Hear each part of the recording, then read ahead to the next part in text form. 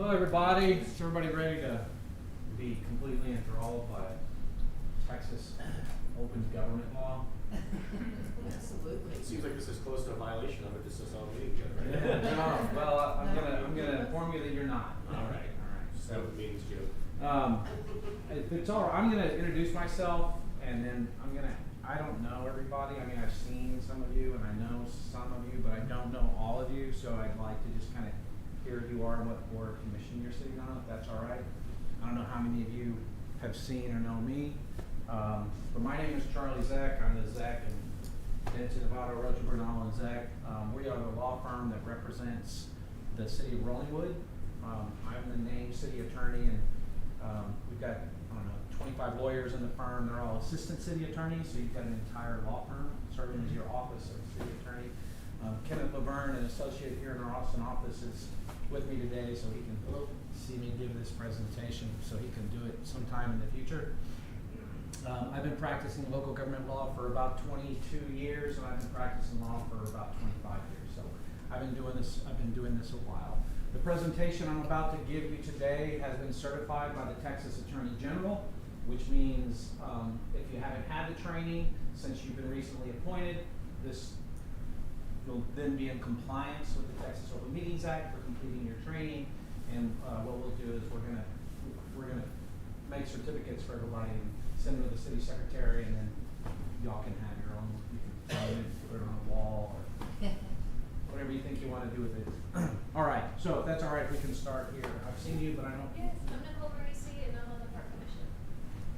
Barry O'Cambry, I'm on RCDC, along with UDC. Yes, sir. Dave Bench, Planning and Zoning, and the CRCRC. Great. Amy Rodnick, E&Z. Yes. Lloyd Wilson, Utility Commission. Yes. Hello, Wilson Board of Adjustment. Oh, wonderful. Don Hudson, Park Commission. All right. Keith Larson, Board of Adjustment. Hey, Keith, good to see you again. And Brad O'Donnell, Board of Adjustment. Board of Adjustment. Sarah Hudson, City Council member. If you have any, everybody else is staff. Does everybody know staff? Everybody know who staff is? Hope so. Yeah, all right. I'll wait for her to introduce them again. Yeah, so go ahead. I'm Desiree Ager, I'm the city secretary. Nikki Stotzenberger, formerly Dykes, and I'm the development services. Veronica Hernandez, and I'm the utility building manager. Michaela Rodriguez, the assistant to the city administrator. All right, wonderful. If you have, it's probably easier if you have questions just to stop me in the middle of the presentation, and I'll answer it, or if it's something I'm going to get to, I'll say, hold on, we're going to get to that. All right? All right, so I guess I just push these buttons, right? Yes. Okay. So here's what we're going to do today, and we're going to try to get you out of here fairly quickly. All right? The less questions you have, the quicker you get out. We're going to do a background of the test. Oh, look. Right out of the gate. You really, are you just, you really? let's Okay, go. all right. I'll get you Open later. meeting. I'll get you later, I promise. We're going to talk about just briefly with the background of the Open Meetings Act. We're going to talk about its applicability, the notice requirements, there are procedures and requirements for meetings and the executive sessions, how we can teleconference or video conference, and then, of course, any penalties associated with violating the act. I'm not going to be used to this, so I'm going to turn my back when I do this all the time. I apologize. All right, so first of all, Texas Open Meetings Act is laid out in the statute, Texas Government Code, Chapter 551. Does everybody know how to find Texas Government Code, Chapter 551? Of course not. Why would you? Google Texas Legislature, click on the first link, that's going to be the Texas Legislature. On that page, there's going to be another link for statutes and codes. Click on statutes and codes, and all the statutes and codes for the state of Texas, including the Texas Constitution, rolls up. Find the government code, click on government code, scroll down to 551 of the government code, and that's where you'll find the code for the Texas Open Meeting Act and all the rules and regulations associated with open meetings in Texas. We'll quote Senator John Cornyn here because I guess he used to be no, he was Supreme Court. He was not an AG. So I don't know why we're quoting him, but the AG wants us to quote him. It is only natural that elected officials and governmental leaders want recognitions for their success, but not for their failures. But as we as a healthy democracy need to know the good, the bad, and the ugly, and it's at this point, because I'm who I am, always say, he was in the Texas legislature, he was in this statement about government, the good, bad, and the ugly, and be able to see it. Guess what? These rules that apply to you, guess who they don't apply to? Right. Or the Texas legislature. So I find that ironic. I was going to say critical, but you know, I don't want to just whatever. So the general rule for the Texas Open Meetings Act is that a governmental body's meetings must be open to the public unless a statute expressly permits an executive session, also known as a closed session. So a session not open to the public. The act was passed on the premises that its citizens are entitled not only to know what the government decides, but to observe how and why every decision is reached. Aker v. Texas Water Commission back in 1990. And it's at this point where I usually say, and by the way, I've given this I don't know how many times I've given this presentation, and I give speeches and presentations on local government law all over the state all the time. So I usually have my own little take on these things. But it's at this point where we talk about the case and the right to observe, that it's at this point where I usually say there used to be you had the right to observe, but you didn't have the right to speak. That changed a couple legislative sessions ago, and now we have the right to speak. So, next slide. So, first, applicability of the act. Who is subject to the act? I didn't come up with this. I don't know who came up with this. My paralegals probably. All right. So, who is subject to 551? Who is subject to the Texas Open Meetings Act? That is found in 551.001 of the Government Code. Let me say, for your purposes, all of you are subject to the act. You're not subject to any state penalties associated with the act, because all of our boards and commissions in Rollingwood are subject to the act because City Council adopted an ordinance that made all of our boards and commissions subject to the act. So you are required by local regulation to comply with the requirements of the Texas Open Meetings Act if you're on a city board or commission, but only the City Council, the Planning and Zoning Commission, and the Zoning Board of Adjustment are going to be subject to the criminal or civil penalties associated with the act, because they're the only ones under state law that are subject to the act. So I'm not going to read all this because that would be horribly boring and really not applicable.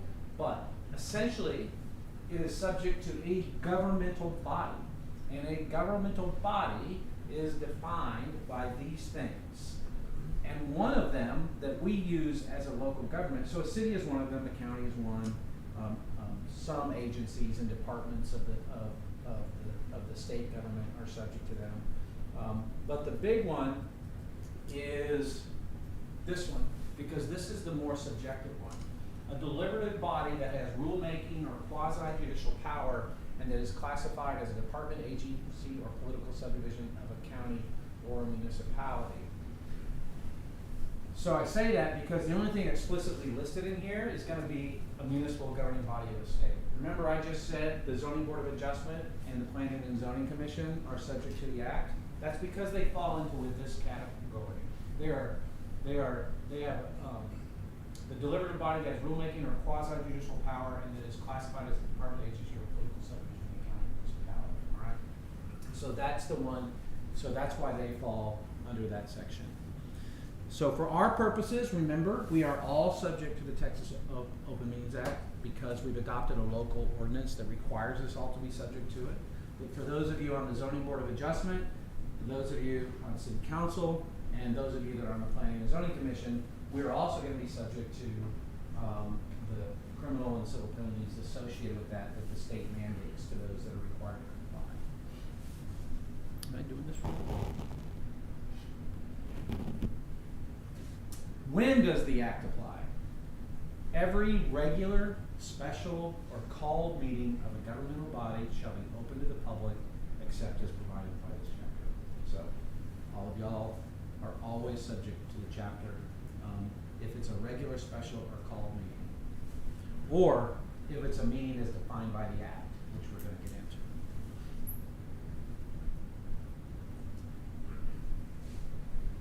So, what is a quorum? Because we have to have a quorum in order to have a meeting, correct? All right.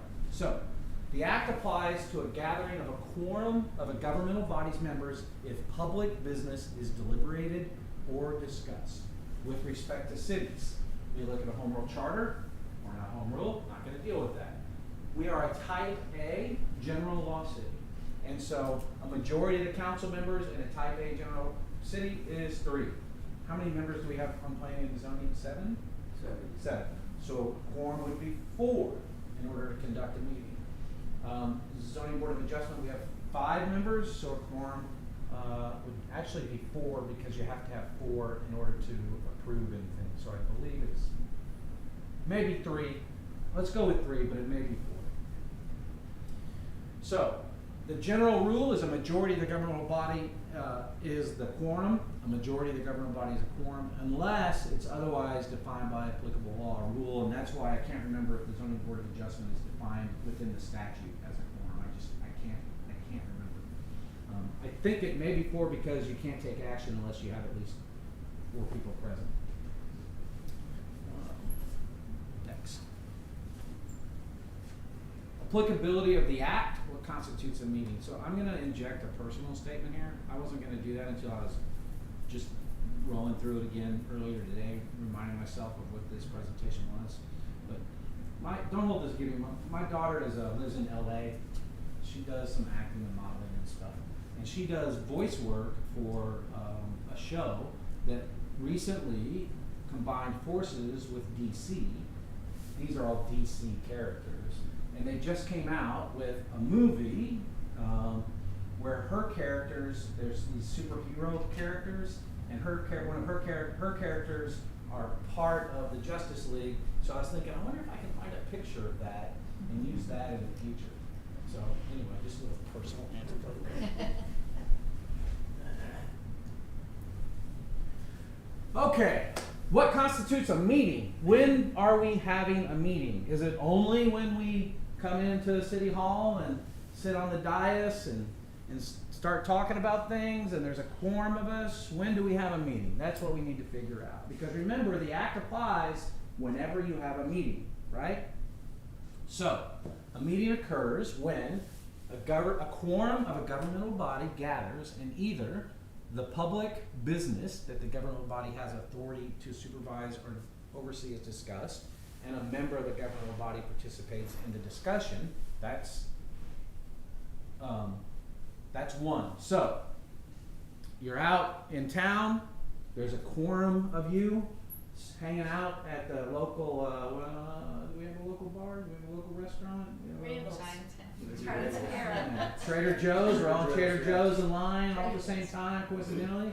And we're talking about going to the local, we're going to talk about going to a party later that evening that we're all invited to. No, that's not a meeting, right? I mean, we're not talking about public business. However, if we're talking about an item that's expected to come before the Zoning Board of Adjustment, if we're talking about almost anything when it comes to the City Council that deals with the city, right? If we're talking about issues associated with the Planning and Zoning Commission, even though it's not formal, even though we're not gathered together here at City Hall, that's still considered a meeting. It's a quorum of the governing body, and they are discussing public business that you supervise or oversee. Right? So that's technically a meeting, which means you have to comply with the act, right? So if you're doing that at Trader Joe's, unless you posted it that you're going to have a meeting over there, we're not complying with the act, right? All right. So, simply stated, a quorum of members exchange information about public business or public policy over which the body has supervision or control. That's a meeting, all right? Can you say a little more about number 2 on that a member of the governmental body participates in the discussion? I'm not clear on that. there isn't any case law that actually discusses that. There's a few AG opinions. But basically where you are engaged in the discussion as part of the meeting, all right? Does that make sense? Okay. What if you're there and you don't discuss it? Right, so good question. Let's say, actually, this is only one definition. Your example is covered somewhere else, all right? So this is one definition, definition 1 of a meeting. All right, let's go to definition 2.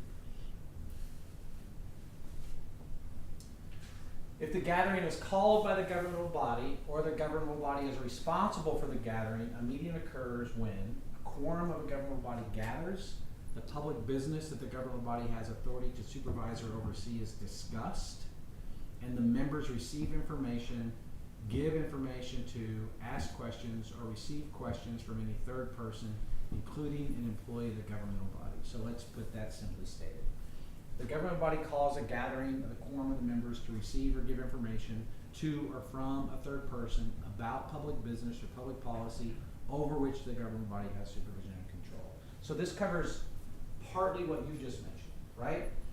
City council calls, the city council has control over the meeting. All of city council is there. Quorum, or just a quorum of city council is there. City council doesn't say a word. City manager just stands up and gives a report about city business. Even though they don't say a word, right? Still a meeting.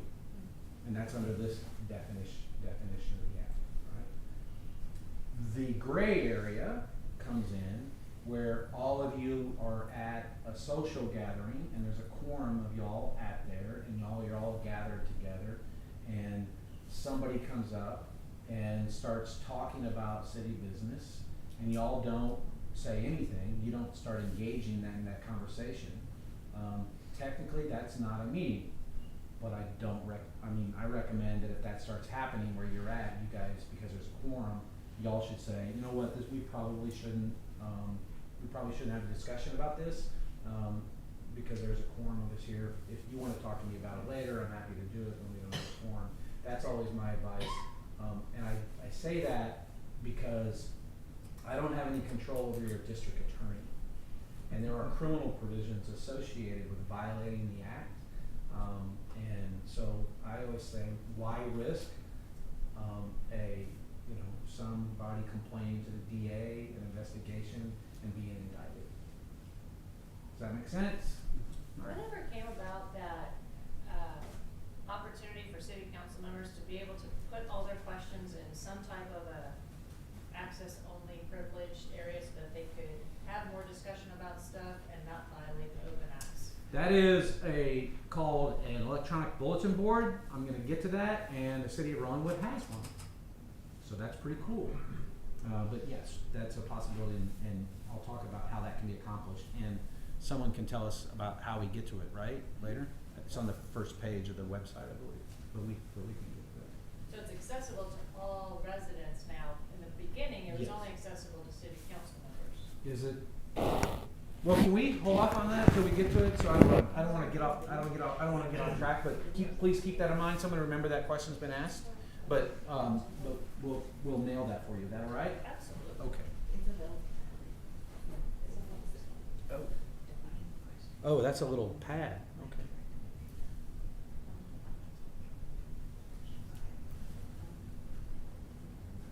Okay, so like I said, so those are the two definitions of a meeting. Now, again, the act does not apply to social functions, so if everybody's together at a party or whatever social function you happen to be at, a regional, state, or national workshop, if the governmental body's public business is not discussed and no formal action is taken.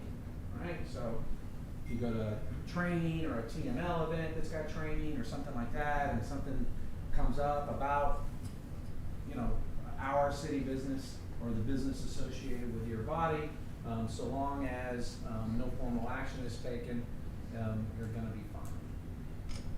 All right? And I say your business generally, not your business specifically. I should put that general word in there. So notice, now that we've determined when a meeting exists, right? what are our requirements? What are our obligations when we have a meeting? What do we have to do? What does the act require us? What does the law require us to do in order to properly hold a meeting? So first, it requires written notice of the date, hour, place, and subject of each meeting held by the governing body. Both open meetings and closed sessions, the AG makes us put that in there, but that's not a true statement of the law, just FYI, alright? You're not required to put on your agenda that you're gonna have a closed session. You're required to announce that you're gonna go into closed session. You're required to announce the subject matter of the closed session, and you're required to announce the section that gives you the authority, but you're not required to have a closed session item listed on the agenda, all right? Specificity. This is the weird one, all right? So the law says notice must be sufficient to apprise the general public of the subject matter to be discussed. Notice that it says the subject matter to be discussed. It doesn't require you to post what action is going to be taken. That you're going to adopt an ordinance, that you're going to adopt a resolution, that you're going to do whatever. That's not required. Just the subject matter. Enough notice to give the public an awareness of what's going to be discussed so they can decide whether or not they need to attend. All right? Legal sufficiency of notice depends on and can vary based on the facts. So, what does that mean?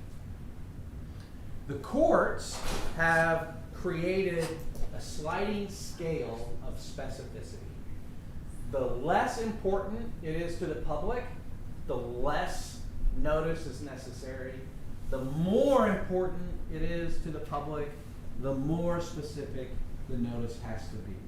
There are multiple cases out there that deal with notice. Only one case has ever overturned a decision that ended up being a horrific outcome for the city, for reasons I can chat about later.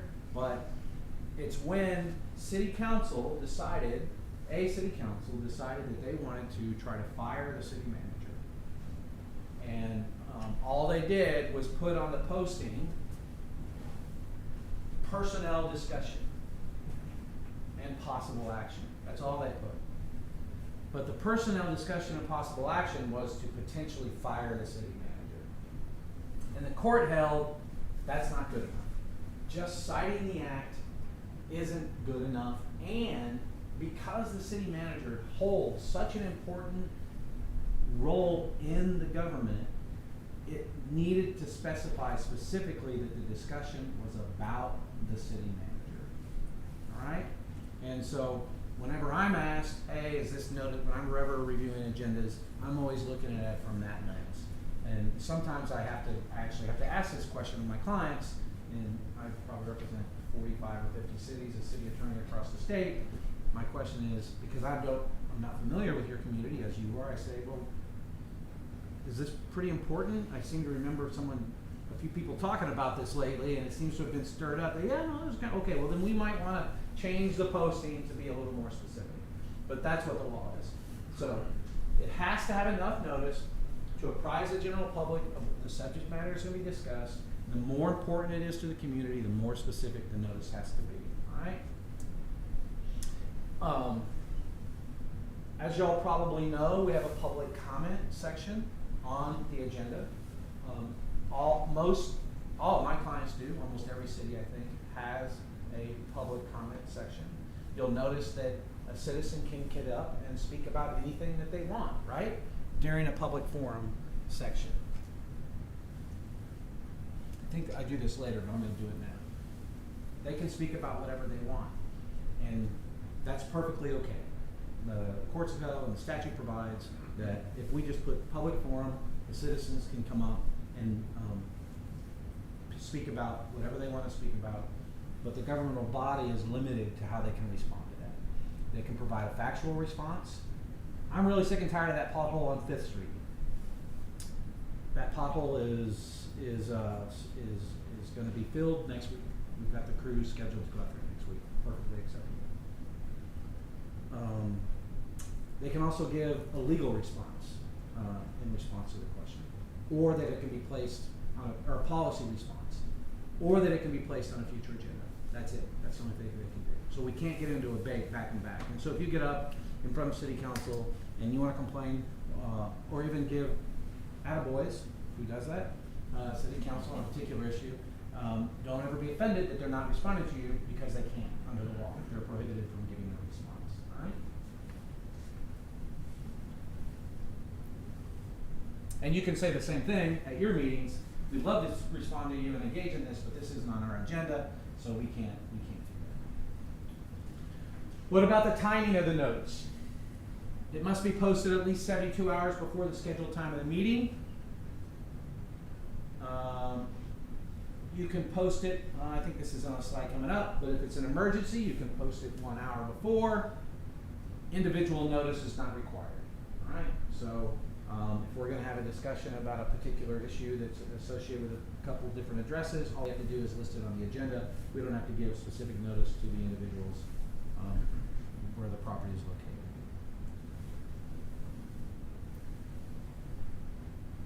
We're also required, some cities are required to post it on the internet. If you're not required to post it on the internet, but you do post it on the internet, it has to be readily accessible. The physical notice must be readily accessible to the general public only during normal business hours instead of at all times. All right, that's if you're putting it on the internet.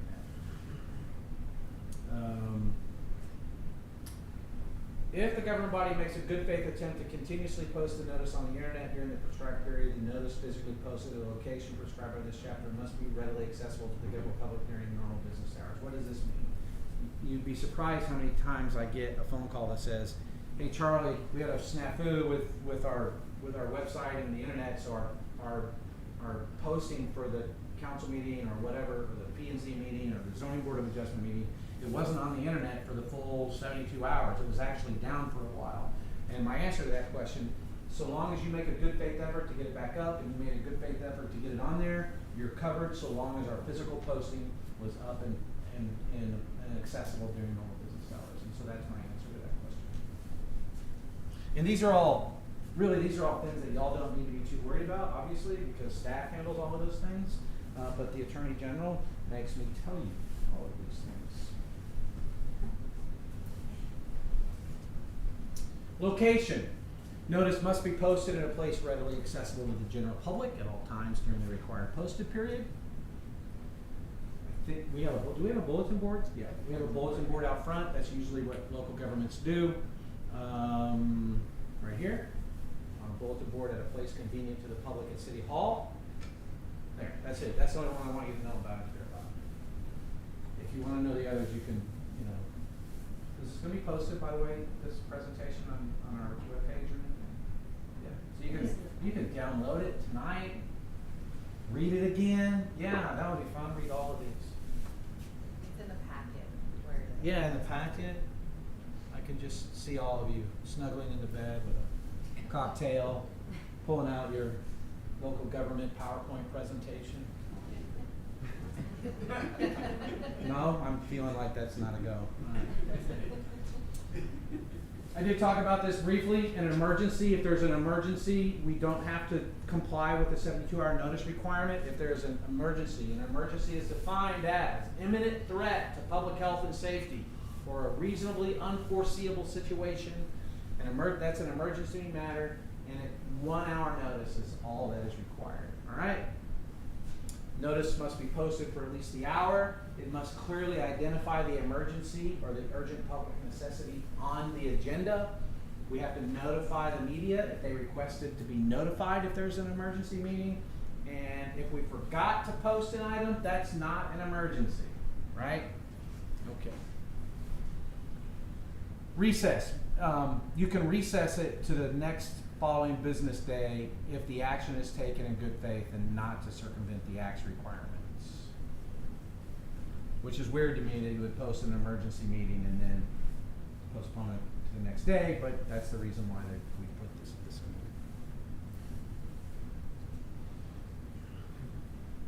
So, what if we have an improper notice or someone alleges we have an improper notice?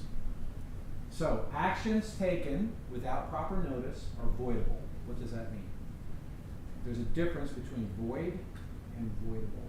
Void means it was of no effect from the very beginning. Voidable means a court can come in and say, you did it wrong, ixnay, we're taking it away. Right? That's voidable.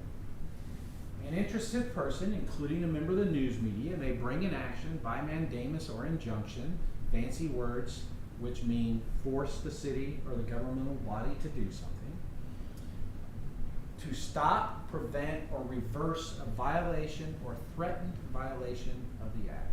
So if they think you did something, they can stop it from happening, they can prevent it from happening, they can reverse it if it already happened. All of those things can be done by the court if the proper person withstanding brings suit. And here's the big one: the court may assess costs and attorney's fees to the prevailing party. So notice it says prevailing party, right? So theoretically, if the city were to win this suit, they could assess costs and attorney's fees to the other party to pay for the city's costs and attorney's fees. Theoretically. Practically, I've never seen that happen, ever. It's very rare that a court actually awards attorney's fees and costs to a city in a dispute with somebody. Very, very rare. But they always award it to the plaintiff. Always.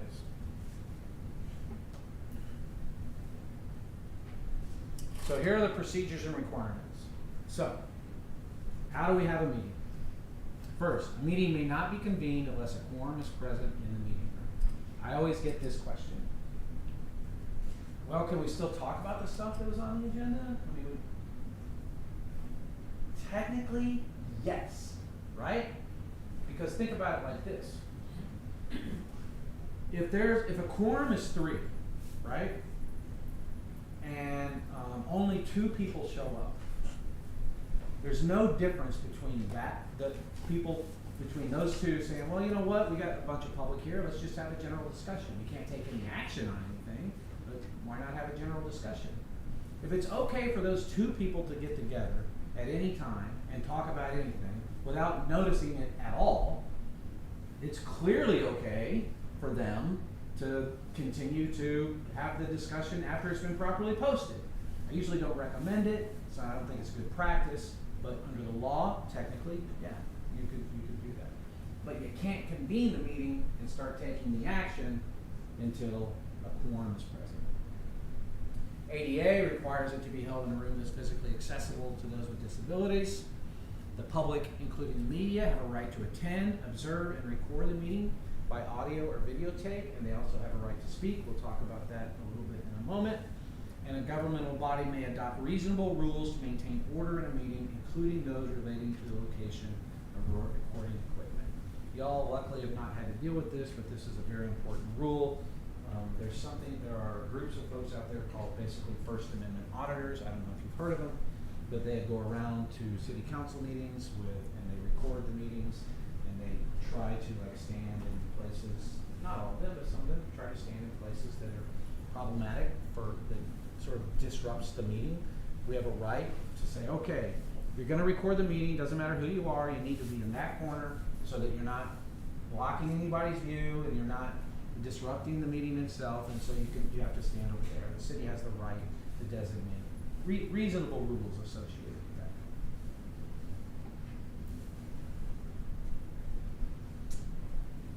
Here it is. So the Act requires political subdivisions to allow members of the public interested in speaking on an item on the agenda to do so before or during the governmental body's discussion of the item.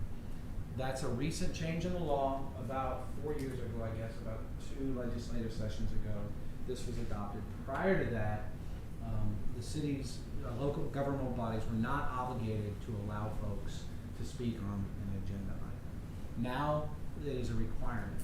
And there's multiple ways that can occur. It can occur during public comment. The council can say public comment is also for items that are on the agenda.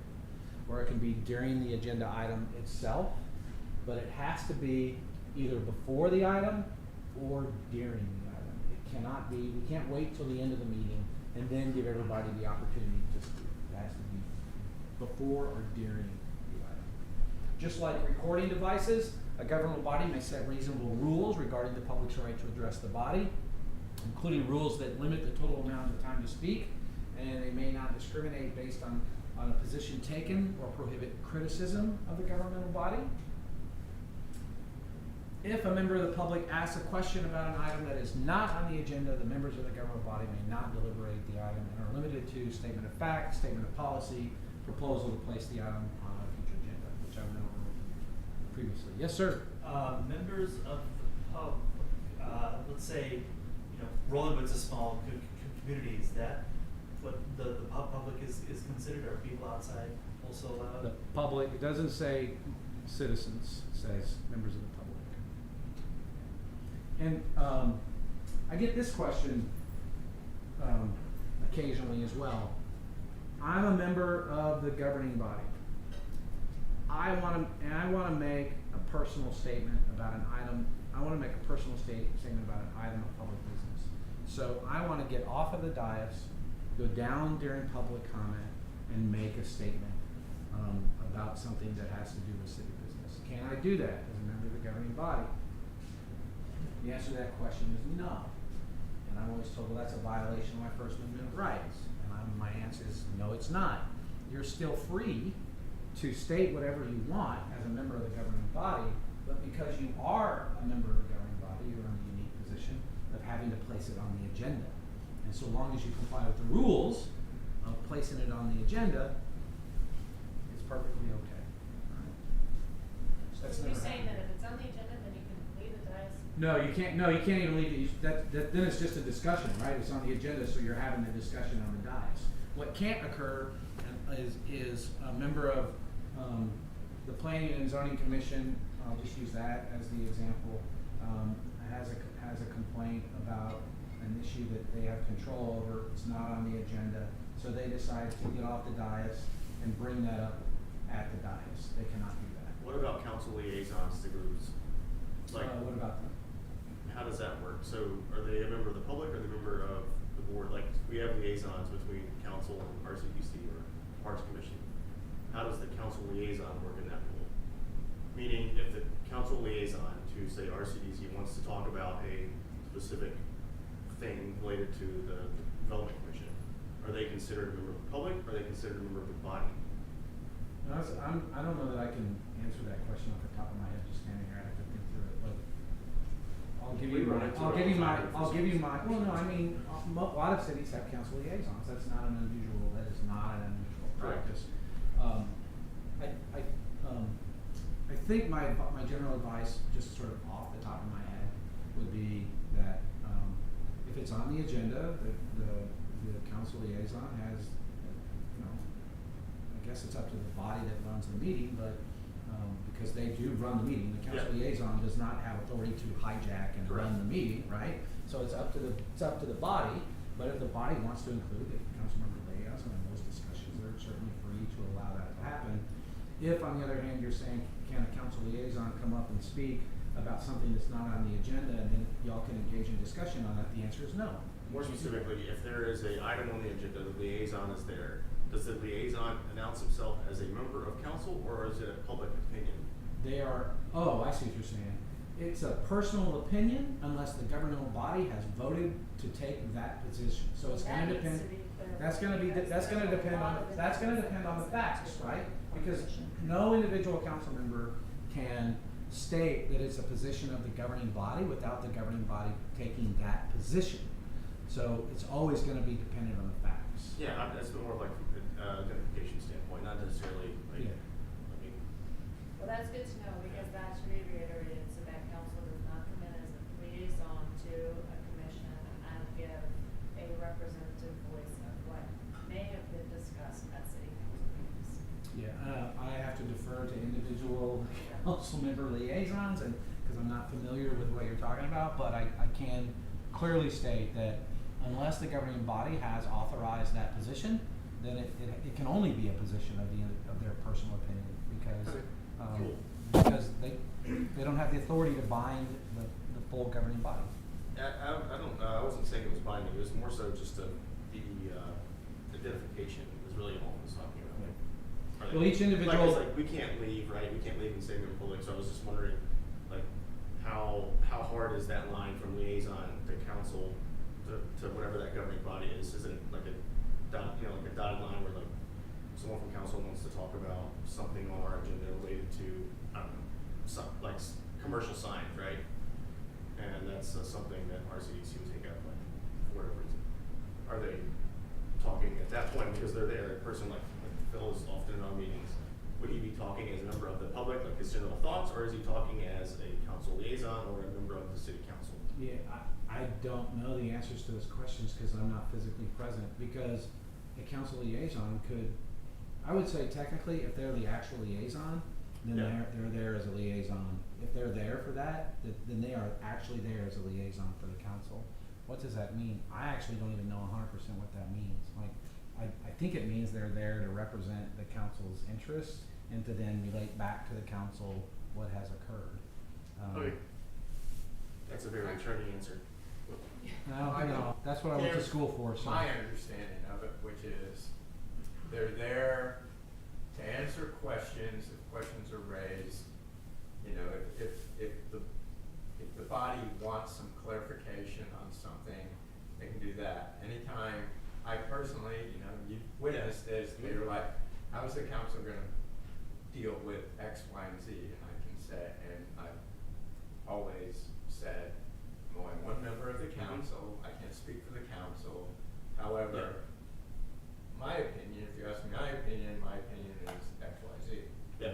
Which is, I mean, that wasn't to call you out. That's No, exactly how you I'm put just it. saying that that's, and so obviously, none of us knows how the entire council is going to vote on any given item. I mean, that's why usually the liaison is there to answer questions, to represent that type of thing, not to run the meeting, control the meeting of whatever group. Yeah, and they're not a member of the.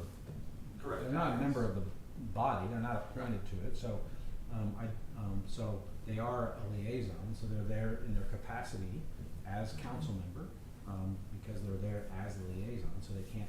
It's very difficult for a council member to take that hat off, regardless. But certainly, if they're the named liaison, they can't. They're not. They can't take that hat off.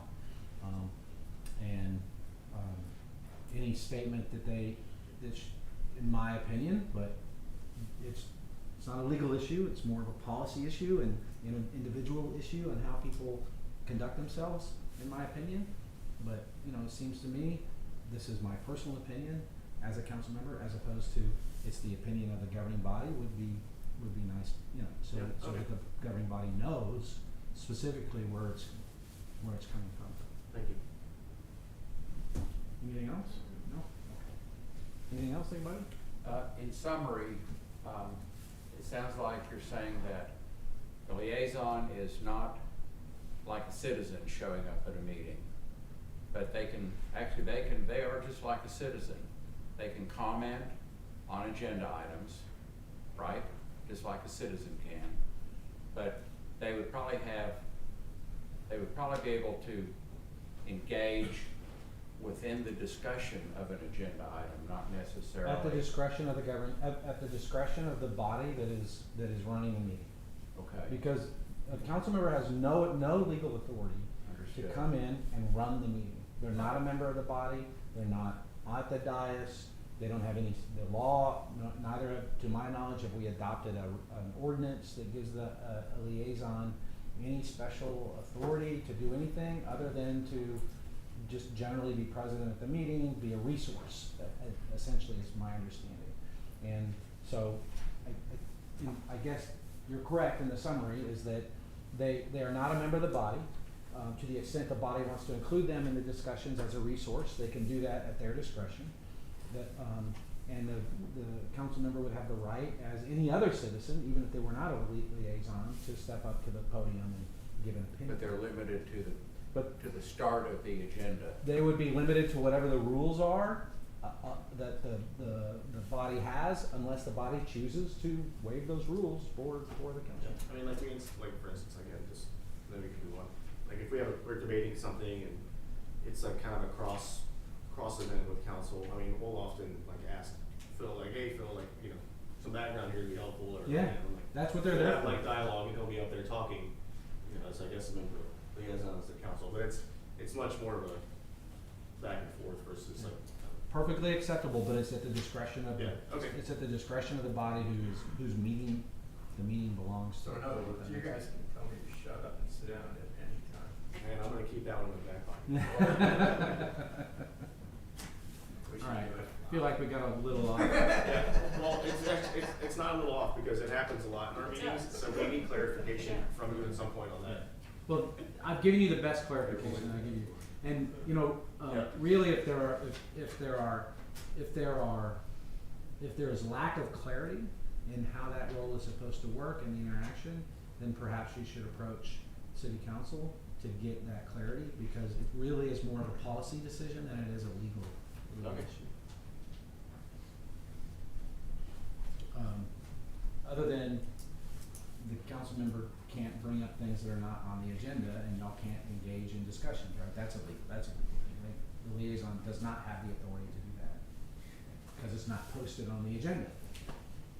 I guess to the root of it all, does the liaison, is the liaison even defined in the statutes, the state statutes? No, there's nothing Yeah. in state law that talks about liaisons. Many cities have them, and it's usually typically as a resource for the bodies, so. Not all cities do, but many. Sorry, one last question. Yes. Another one. This is back to the quorum piece. If there is some type of item that is a relationship, say with Parks and Rec and RCDC, and we're talking about it, and there's cause since it's two separate governing bodies, but say they make up, like there's 6 on RCDC, 6 on Parks.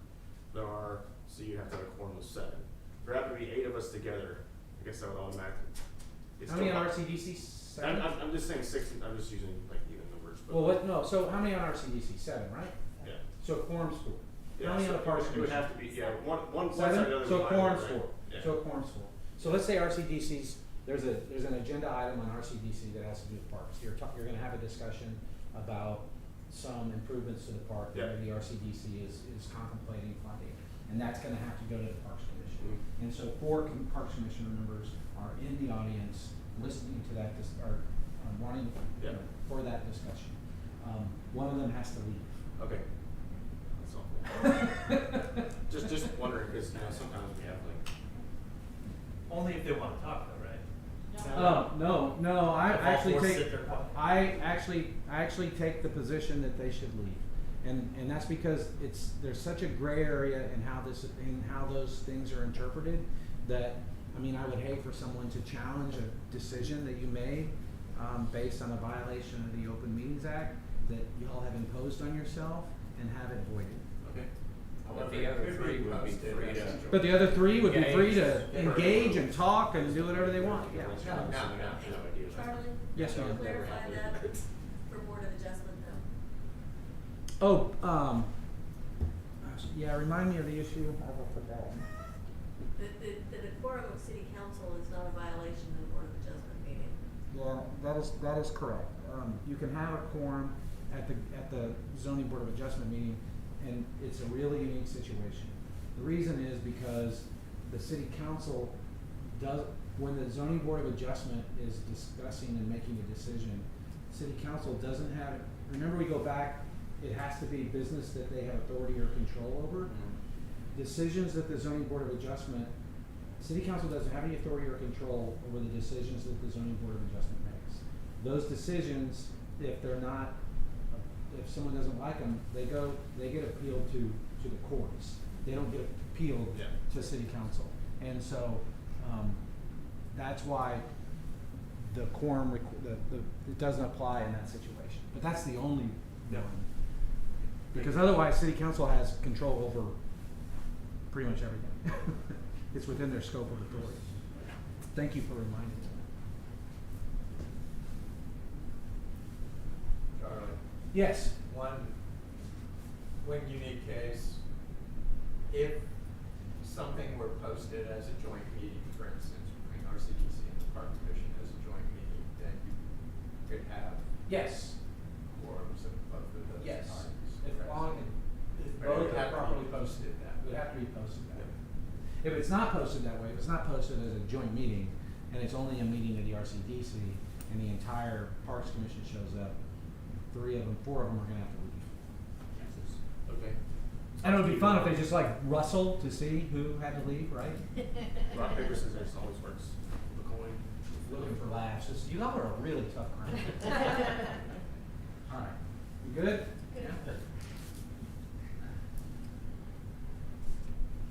Broadcasting open meetings. Governmental bodies may broadcast their meetings over the internet, and because we're required to record and post the internet recordings of our registered, some governmental bodies are required to record and post on the internet recordings. On the internet recordings, there should be a comma there. Recordings of their regularly scheduled open meetings, including the governing body of a home municipality with a population of 50,000 or more. And so that's not us. So we're not required to do that. But I think that we do, right? We do post every Yeah. meeting. So we go above and beyond.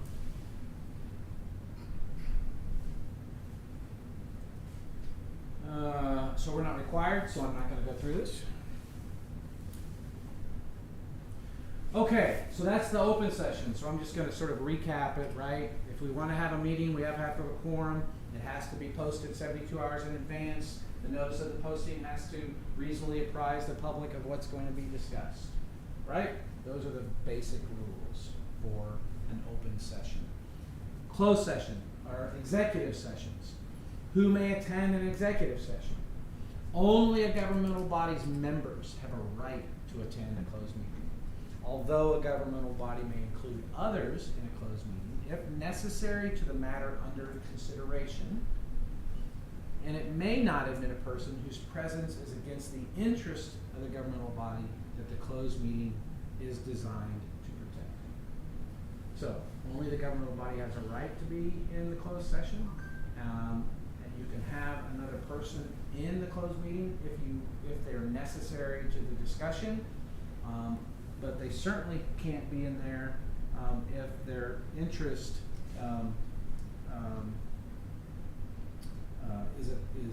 is opposite of the city's interest, right? They could be necessary to the discussion, like settlement discussions of a lawsuit, right? But they still can't come in, right? We have to have our discussion, and then we have to go back and have a discussion.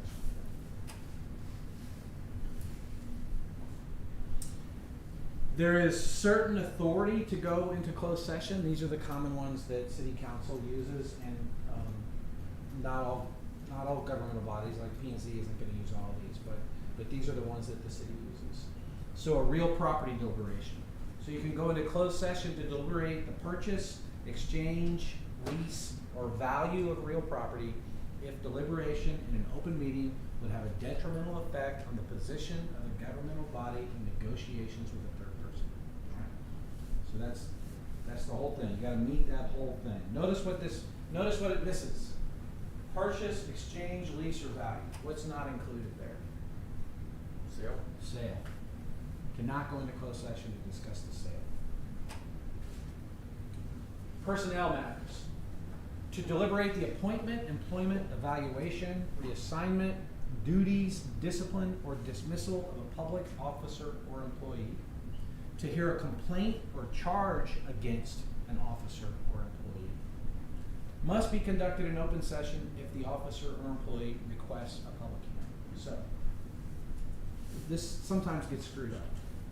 The officer or employee, notice it says officer and employee, right?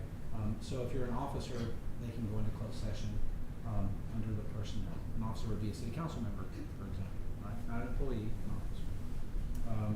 Our type like general law city, I'm an officer as a city attorney that can do it for the city attorney. The engineers, all officers under the statute.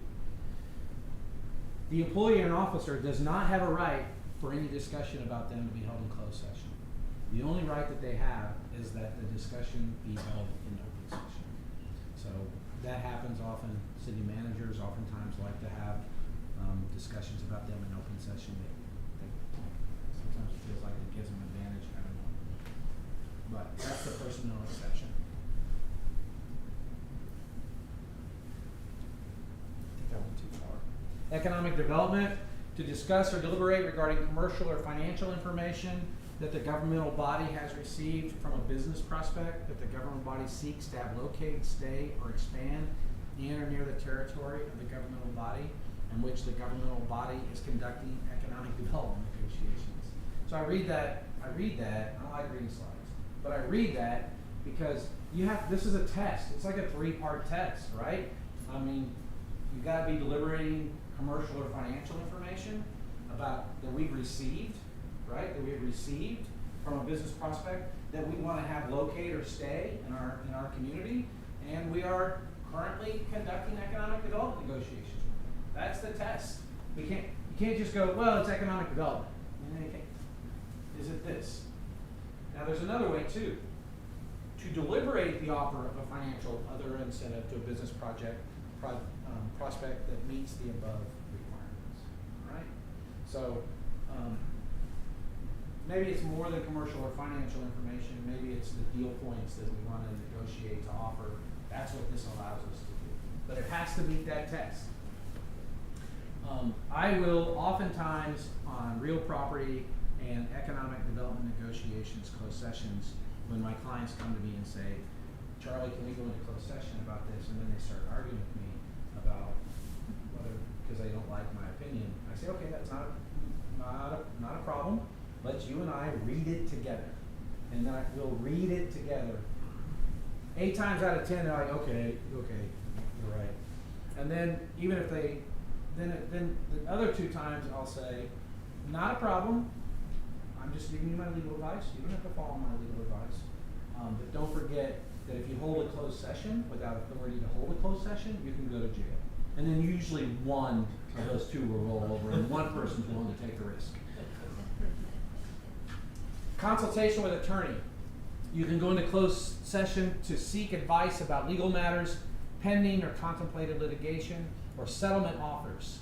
Also, so advice about legal matters, that's the broad one. That's the one where if we have an obligation to provide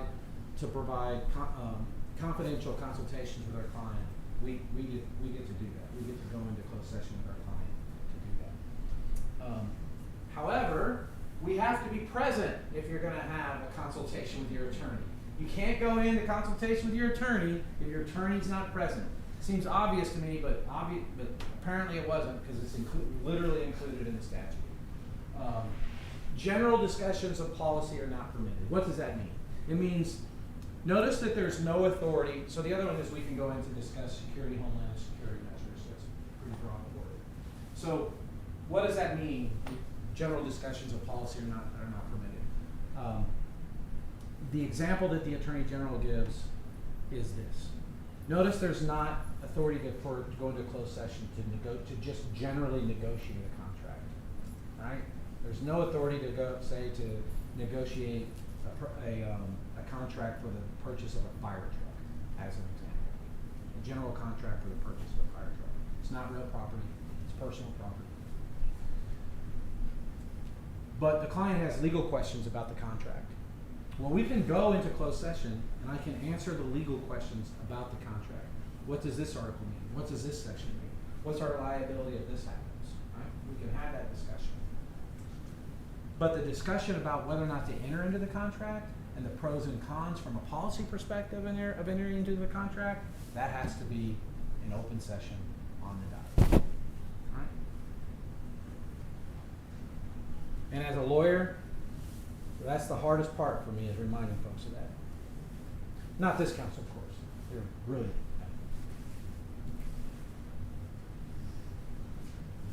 So when can you hold a closed meeting? Only when a statute expressly authorizes it and notice is posted. What does that mean? It doesn't mean it has to be posted for closed session.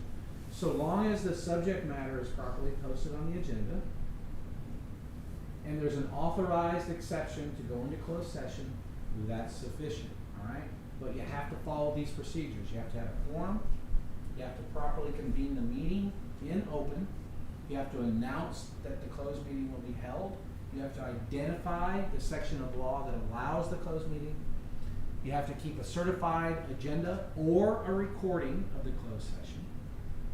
The exception to that is attorney-client consultation. You do not need to keep a recording or certified agenda for a attorney-client consultation.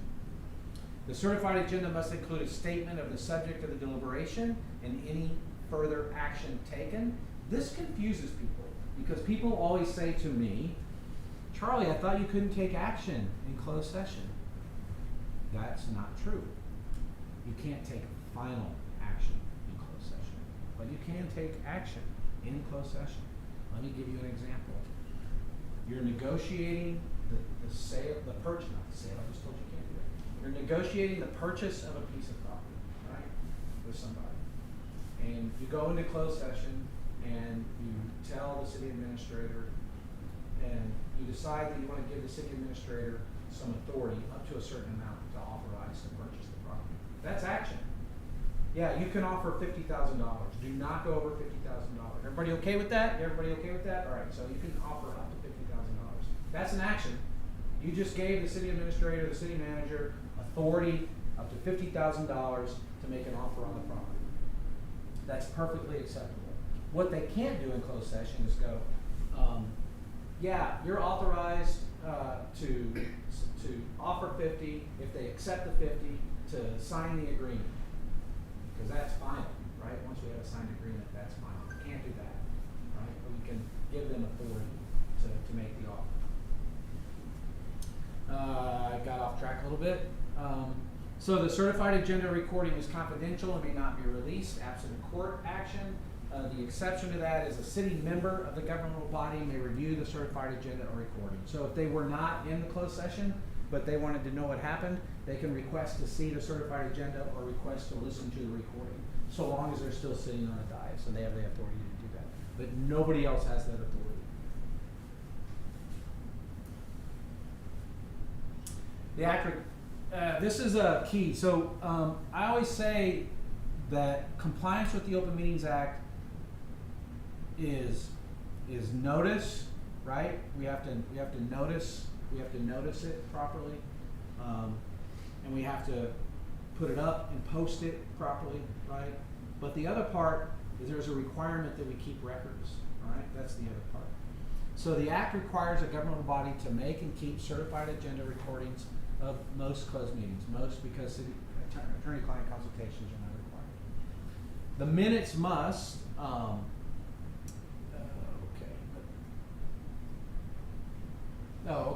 for the closed session, the minutes, the presiding officer must announce date and time at both the beginning and at the end of the meeting, state the subject of each deliberation, indicate each vote, order, decision, or other action taken, and that has to be in the certified agenda minutes. And a brief summary is all that's required for purposes of open session minutes. All right, does that make sense? We don't need Joe said this, Sally said this, Brad said that. We don't need a verbatim. Just date and time, subject, and the vote, order, decision, or other action taken.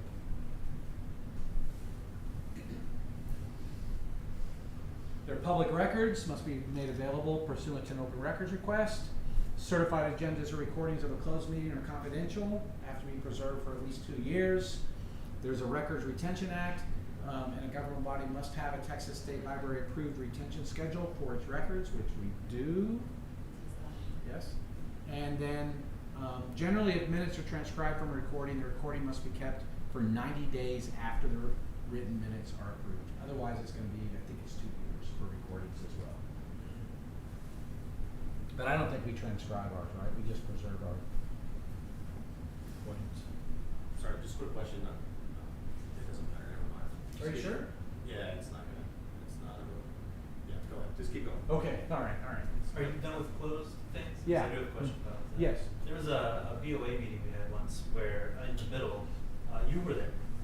You had everyone that came leave so you could discuss something with the board. Does that fall under closed meetings or is that? Yeah, attorney-client consultation. Okay, so that's that. That's why we And did then that. What happens to the record keeping during something like that?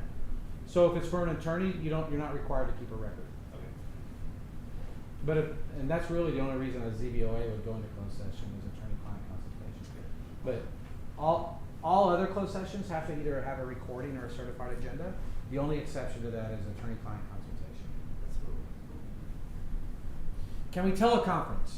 A governmental body may hold a meeting by telephone conference if an emergency or urgent public necessity exists and convening at one location is difficult or impossible. There's some governmental bodies authorized to meet by telephone. We're not one of them. A governmental body may use a conference call to consult with its attorney unless the attorney is an employee of the governmental body. We call this the Susan Rocha law. Dent Navarro Rocha, remember it all? Susan Rocha, she's passed now. She's passed away about 12 years ago. But she got that because she was a contract lawyer. She got that put into the law so she wouldn't have to drive to her clients out in the middle of nowhere. So ironically, council can't hold a telephone conference meeting, right? Unless an emergency or urgent public necessity exists. Neither can a P&Z, neither can a ZBOA, right? But you can consult with your attorney by telephone in closed session. Now that's going to sound weird because we can do video conferencing, we just can't do it by telephone. Leave it to the legislature. So members of a governmental body may participate remotely in a meeting by video conference call when certain requirements are met, including, among others, the video and audio feed of the remote member's participation must be broadcast live. The member of the governmental body presiding over the meeting must be present in a physical space that's open to the public. A quorum of the governmental body is physically present at one location of the meeting, and notice must specify the meeting location as well as intent to have a quorum present at the location.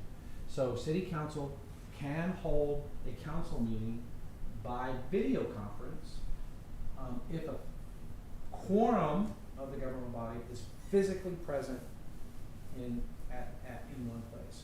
So that allows up to 2 council members to be present by video conference at any given time, so long as we follow the rules. So Charlie, where it says video and audio must be present? Yes. So the council member is on there, you have to have your camera turned on. The law is if you're speaking, you have to have your camera turned on. That's the Okay. law. If you're not speaking, technically under the law, you don't have to have your camera on. So this is the online message board that you asked about earlier. And so I'm not going to go through it, but the statute authorizes a governing body to have an online message board that allows the governing body to have a discussion about city business on the online message board. The public cannot participate in the discussion, but they can view the discussion. And now I will turn it over. We do have one, and it is accessible fully to the public, right? Mhm. Can y'all tell everybody how you can get access to it? If you go to our website and you click on Meet Your Government, over under City Council, it says City Council Message Board. You click on that and it brings you right to it. You can see everything on there, All right, all the threads. all of it. So But it doesn't show up on mine, so what am I doing wrong? A login? you're asking the wrong person. I am You do not. not have to log in. Okay. It says there's 5 threads with 12 messages, but there's no. Click on that, Members online. where it says Willingwood City Council Message Board. Click on that. Yes, And thank that you. will open it all up. Perfect. Did it Thank work? you. Yes, ma'am, that's Great. awesome. Thank you, Anybody thank you. else? Anybody else? All right.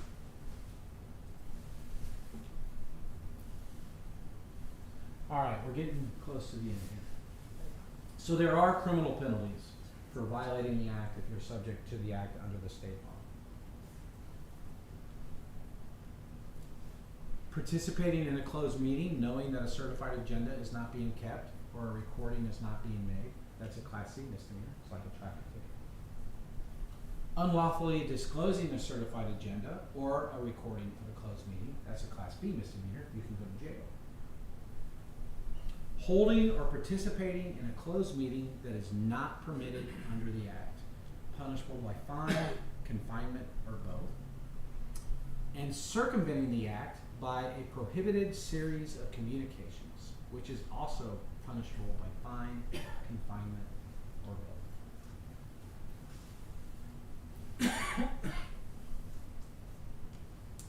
Those criminal provisions that I referenced are enforced by district attorneys, county attorneys, and criminal district attorneys. The Attorney General is not authorized to enforce the Open Meetings Act, but may assist local prosecutions. 2 years ago, the criminal provision, let me go back. So this one, circumventing the act by prohibited series of communications. 2 years ago, the district, so that you think, oh, well, no DA prosecutes. No, that's not true. So about 3 years ago, maybe 4 years ago, the Montgomery County District Attorney brought criminal charges against the Montgomery County Commissioners. 2 commissioners, the county judge, and a third party under the conspiracy provision of criminal law for violating the Texas Open Meetings Act by holding meetings not in compliance for purposes of circumventing the act. I'm not going to get into the facts, but the facts, I can't believe that this DA brought those charges, right? But he did. And there was a hearing held on the constitutionality of the act. I was an expert witness in that. I testified on behalf of one of the county commissioners as to the constitutionality and the procedurals and the requirements of the act. And the trial court ruled that the act was unconstitutional, that it was impossible to comply with the act. You didn't know whether or not you were violating the act or you weren't violating the act. The appeals court overturned that. That was appealed to the Texas Court of Criminal Appeals, which is the highest court of appeals for criminal law, not the Texas Supreme Court, but the Texas Court of Criminal Appeals.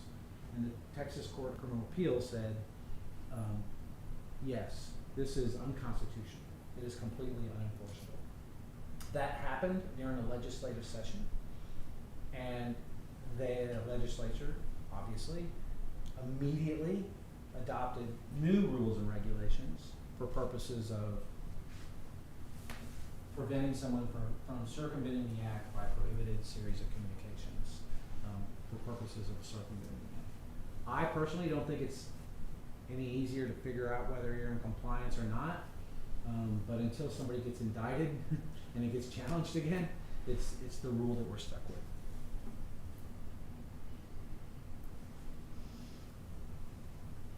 Civil penalties.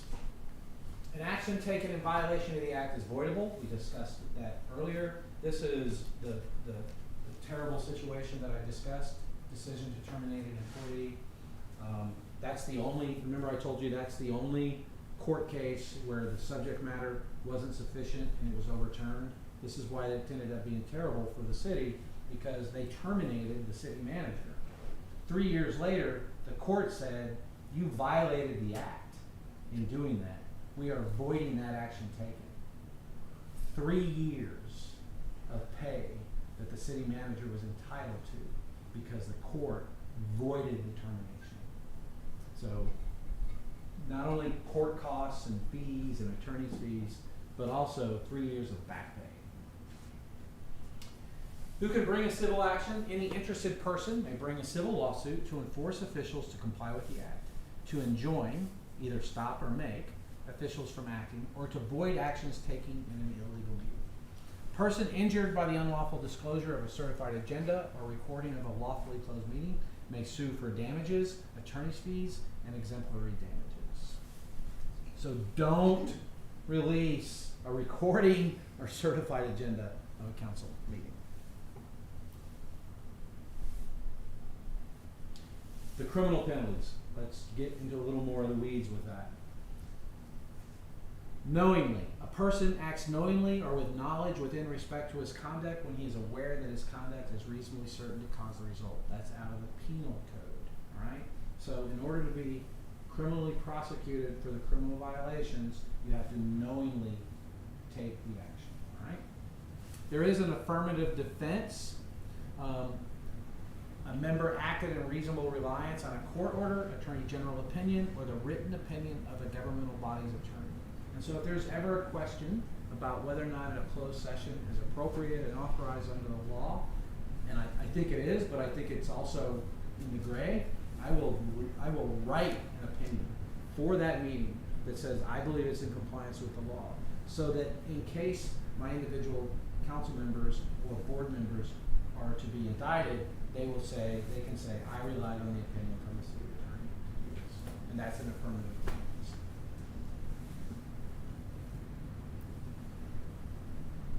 All right, this is we're getting towards the end here. This is the one that was determined to be unconstitutional and was re-adopted now I think 2 or 3 years ago. A member of a governmental body commits an offense if the member knowingly engages in at least one communication among a series of communications that each occur outside of a meeting authorized by this chapter and that concern an issue within the jurisdiction of the governmental body in which the members engaging in the individual communications constitute fewer than a quorum of members, but the members engaging in the series of communications constitute a quorum of members. That's clear as mud, right? Well, I'm going to summarize it here in a second. Oh, let's go back. And knew at the time the member engaged in the communication that the series of communications involved or would involve a quorum and would constitute a deliberation once a quorum of members engaged in a series of communications. So the way I read it is, if a quorum is 4 and this person knows in advance that they're going to talk to 3 other people, this person is committing a crime. These people probably have not, unless they knew in advance that 4 people were going to be spoken to. In my mind, the real question is, what if this person didn't know in advance that was going to happen? That he talked to 2 people, and that's all all she intended to do is just to talk to these 2. And then a 3rd person comes up to him later, and that was never the intention, and then talks to them. I don't know what the answer to that question is going to be. But that's the law. I'm always very conservative. My advice is always, just don't talk to people about things within your jurisdiction outside of a properly posted meeting. It's the most frustrating approach for you as a board member, but it's also, from a legal perspective, the safest approach. All right?